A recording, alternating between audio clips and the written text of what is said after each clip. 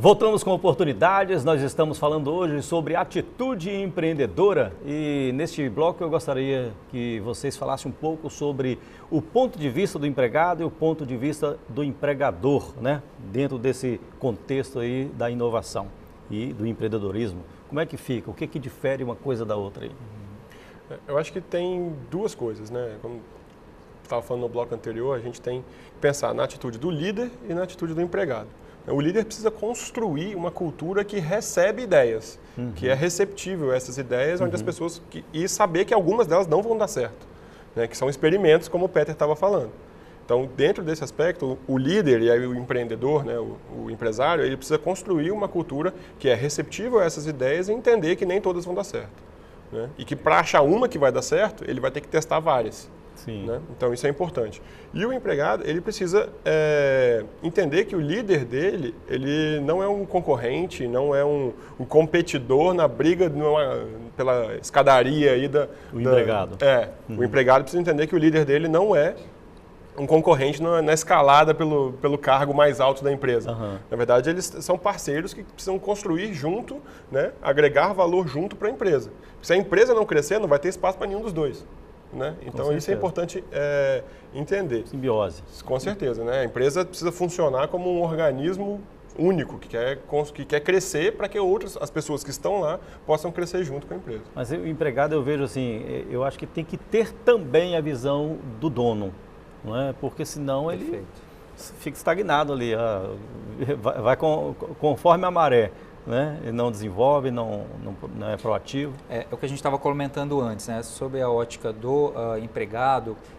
Por mais que a empresa não tenha cultura, que a gente ouve muito isso, minha empresa é pequena, ou ela é familiar, ou ela literalmente não tem a cultura de inovar e aceitar o erro como algo positivo, a gente, independente disso, precisa, através das nossas ideias aderentes ao negócio, a gente precisa estimular essa realidade. Né, e essa mudança de cultura dentro da empresa. Então, esse é um principal aspecto. Então, assim, não se furte a dar ideias, mas que, primeiro, sejam alinhadas ao negócio, que você consiga mensurar os impactos e, às vezes, as pessoas também chegam e falam assim, Pedro, como a gente começa abordando, né? Você, por exemplo, como empresário, se eu chegasse e falasse, estou vendo um erro na sua empresa, você ia gostar de ouvir isso? Provavelmente não. Né? Mas se a gente chegasse, olha, eu estou vendo uma oportunidade de melhoria aqui no nosso processo na empresa, provavelmente a escuta dele vai ficar um pouco melhor, ou mais aberto a isso. Ou seja, a gente então, olhando esses aspectos, tendo atitude e a resiliência, porque às vezes também você dá uma ideia, né, Guilherme, ela não funciona numa primeira vez. Então você precisa olhar o que não aconteceu direito, o que foi errado, o que faltou de repente nesse checklist aqui que a gente está falando, e aí fazer diferente. Uma hora a tendência é que aquilo seja aceito e o aspecto bem positivo disso é que isso vai disseminar na organização. Então, às vezes, a área de vendas fez uma melhoria, uma mudança, alguém teve uma atitude empreendedora, isso pode impactar, de repente, na área de logística, alguma outra coisa. É óbvio que a cultura inovadora, empreendedora, idealmente, é que ela possa ser sempre estimulada dentro da organização, porque aí deixa o terreno preparado para isso. E como a economia move todas as empresas, né, é bom antecipar-se aos fatos, né, do que está acontecendo na área econômica do país, da região. Isso é bom também, né? Com certeza. Para testar qualquer ideia, inclusive, né?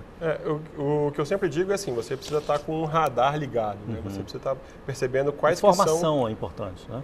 A informação é parte do processo, né? Só que a informação que você recebe de algumas fontes, por exemplo, internet, televisão, normalmente isso não é suficiente. É muito importante você ter informação primária, ou seja, direto com a pessoa que vive o problema. Você precisa identificar esse problema, essa lacuna que existe dentro da organização. Então, como o Pedro está falando, qual é o problema que aquilo que você está enxergando causa para a organização? A gente está tendo um custo desnecessário? A gente está demorando muito para entregar para o cliente? A gente está entregando uma qualidade menor do que poderia? Então, a gente precisa contextualizar o problema que você está enxergando, porque não basta você apontar um problema, porque apontar problema é reclamar. Né? Não adianta a gente ficar reclamando. O que a gente precisa testar é o que eu vou ganhar ao resolver esse problema que eu estou vendo. E aí é a oportunidade que vem. Eu estou vendo aí que o Marcelo está falando muito qual o trabalho que eu estou entregando ao cliente, isso é resultado. O Peter também citou essa questão de foco no resultado. Foco no trabalho não é mais importante, não? E o resultado é a consequência?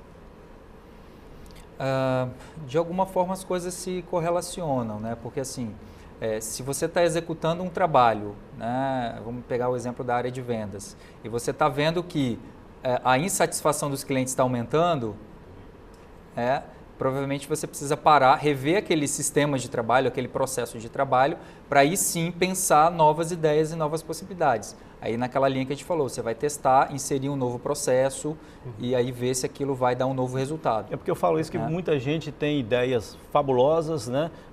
Executa essa ideia e quer resultados imediatos e não trabalha para isso. Então, por isso que a gente comentou da resiliência e da flexibilidade, né? O exemplo clássico é do Paul Chiche da 3M. Então, assim, foram tentativas e erros fracassadas, mas que em algum momento identificou-se uma oportunidade, aquilo foi bem promovido e aconteceu. Até hoje é útil para todo mundo. Né? Foi a persistência. Exatamente. O que eu costumo dizer, Guilherme, é o seguinte, é que o resultado é consequência do trabalho. A forma como você faz esse trabalho, se for bem estruturado, vai te dar um resultado. A questão é, se a gente foca no trabalho ou no resultado? A gente precisa focar no resultado, mas atuar no trabalho. Então, a forma como a gente está trabalhando hoje não está me dando o resultado que eu gostaria, em termos de custo, de margem, qualidade, o que quer que seja o resultado que você está buscando, alguma coisa aqui no trabalho precisa mudar. Mas o importante é construir o resultado de forma sustentável. Se o meu resultado também está variando muito, alguma coisa no meu trabalho não está legal. E eu preciso entender o que é isso. Então, a gente atua no trabalho, mas o foco tem que ser em gerar resultado. Quando eu falei de informação, é importante também ter a informação, o Marcelo, você falou que também, lógico, e buscar essa informação não só pelos meios tradicionais, mas por pessoas também especializadas, né? O network, a rede de relacionamento também é importante numa organização para facilitar o empreendedorismo, a inovação? Sem dúvida, eu acredito que quando a gente está falando em inovação e fazer diferente, eu estou partindo da coleta de informações que elas vêm por diversos canais, né? Seja da sua própria história, de história de pessoas que já deram certo ou fizeram aquilo acontecer, e também, enfim, empresários ou profissionais que têm uma história de sucesso naquela área, né? E aí empresas também, às vezes você pode modelar uma empresa, a gente fala modelar, é basicamente entender como ela construiu aquela solução. E aí queimar um pouco de etapa e aprender com os erros deles, que isso é uma coisa positiva também. Né? Vocês têm mais de 10 anos nessa área. O Petra tem quantos anos? 15 anos. 15 anos, Marcelo?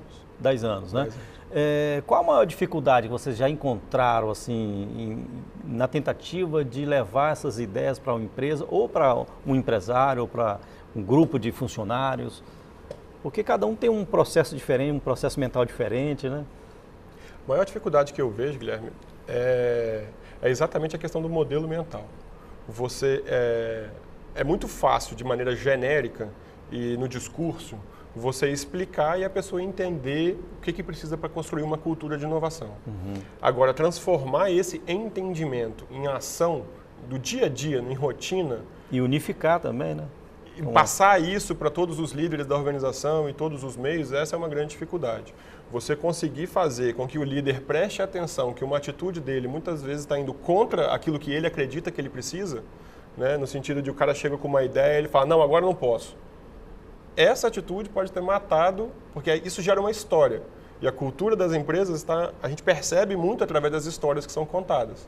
Então, se um funcionário começa a contar para o outro que o chefe estava com a porta fechada, não quis ouvir a ideia dele, isso começa a se tornar uma coisa comum dentro da empresa e as pessoas param de levar ideias para o líder para tentar implantar ou buscar a parceria que a gente estava citando aqui antes. Desmotiva. Então, essas histórias, a gente tem que tomar muito cuidado com elas. Né? O que as atitudes da liderança estão gerando, que histórias as atitudes da liderança estão gerando dentro da empresa.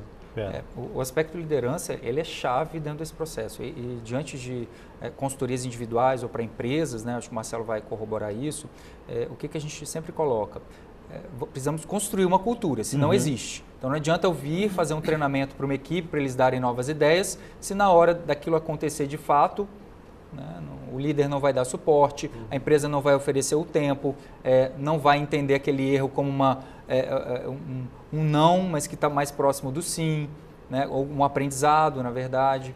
Então, isso é chave. Primeiro, preparar a alta liderança, depois a média gerência e aí, em paralelo, começar a desenvolver programas, seja de reconhecimento, simbólico, inclusive, para que essas ideias afloresçam e aí sim comecem a tomar conta e permear a organização. Então, precisa entender da perspectiva de médio e longo prazo, né, Marcelo? Exatamente. É muito importante complementar isso aqui que a gente não pode deixar de falar. Né? Mudança de cultura não é uma coisa que se faz de curto prazo.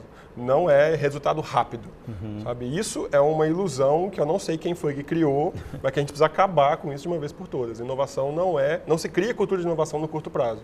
Não vai ser um programa que você fizer durante uma semana, botar todo mundo no hotel e gerar a ideia que vai resolver o problema da sua empresa. Cultura de inovação é um negócio, como o Peter falou, tem que ser construída persistentemente ao longo do tempo, né, para que você conseguir gerar ideias verdadeiramente inovadoras. Olha, gente, a conversa tá boa, mas a gente precisa encerrar o programa de hoje. E antes de encerrar, como de costume, eu gostaria de dar a palavra para vocês darem o último recado aí, com as suas considerações finais. Peter, iniciando, por favor. Legal. A dica que eu dou, pessoal, é o seguinte: agora é a hora de você fazer diferente, de você empreender, de você experimentar. As empresas estão precisando disso, de pessoas que de fato assumam essa posição de dono e promovam mudanças que vão agregar, seja em relação a custos ou melhoria de processo, enfim.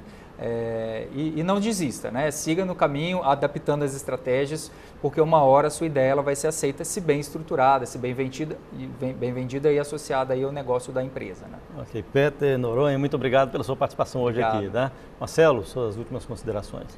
Bom, o recado que eu quero deixar é exatamente que, como eu estava falando antes, é um trabalho de longo prazo. Mas se você demorar muito para começar, quanto mais cedo você começar, mais cedo o longo prazo chega. Né? Então, eu acho que é importante a gente marcar isso. Como o Peter falou, é o momento de começar e fazer pequenos experimentos, mesmo dentro da sua própria organização. É uma grande mudança de cultura que você quer fazer, mas vamos começar pequeno. Selecione uma área, um departamento, um grupo de pessoas que seja, né, para você começar a experimentar um pouquinho de ações diferentes, novas políticas, enfim. Testa aquilo que você quer que a sua empresa seja daqui a algum tempo. É preciso algum sacrifício, sacrificar um pouquinho o que você é hoje, né, para conseguir construir o que você quer ser amanhã. Mas tem que fazer. E os resultados virão. Com certeza. Ok, gente. Muito obrigado, Marcelo, também. Marcelo Lage, pela sua participação hoje aqui. Agradeço mais uma vez a participação de vocês dois, né? E ao telespectador, eu agradeço também a sua audiência e vamos pensar nisso. Novas atitudes, novos resultados, todos os dias, né? Vai fazendo isso no seu trabalho, na sua casa, no seu dia a dia. Você vai colher bons resultados, com certeza. O programa Oportunidade fica por aqui. Semana que vem a gente volta com outro assunto. Até lá!